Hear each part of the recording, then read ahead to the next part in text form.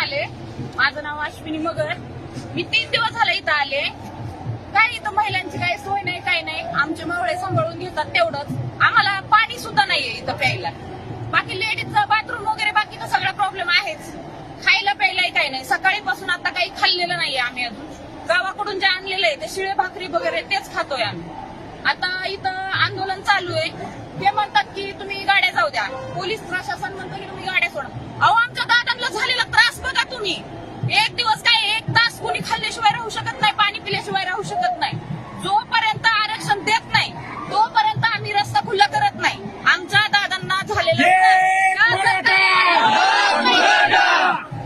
ताई, काल रात्रीपासून तुम्ही इथे राहिलात, पाऊस पडतोय. झोपायला होते या गाडीमध्ये, आमच्या गाडीमध्ये इथं झोपायला होते मी रोडला. आणि इतर महिलांचं काय? स्थानकात झोपल्या, काही काही रस्त्यावर? स्थानकामध्ये झोपल्या, काही गाड्यांमध्ये आपापल्या आलेल्या गाड्यांमध्ये रोडला झोपल्या. आता इथं कोण आहे आमचं? काहीच सोय नाही आमची. प्यायला पाणी नाही ना, झोपायला जागा आहे. आम्ही बाथरूमला कुठं जायचं, आंघोळ कुठं करायची, काय अवस्था आहे आमची? सरकार काय डोळे झाकून बसलंय काय? हाल होत आहेत. तर असं खूप हाल कुठेतरी होत आहेत. काही लोक पुन्हा नवी मुंबईत काल आंदोलन केलं, नवी मुंबईत गेले, काही ठाण्याला गेले, तर असा देखील प्रवास करतायत. तर जोपर्यंत मागण्या पूर्ण होत नाहीत, असे हाल होत आहेत, तर मागण्या पूर्ण होईपर्यंत तुम्ही जाणार नाही.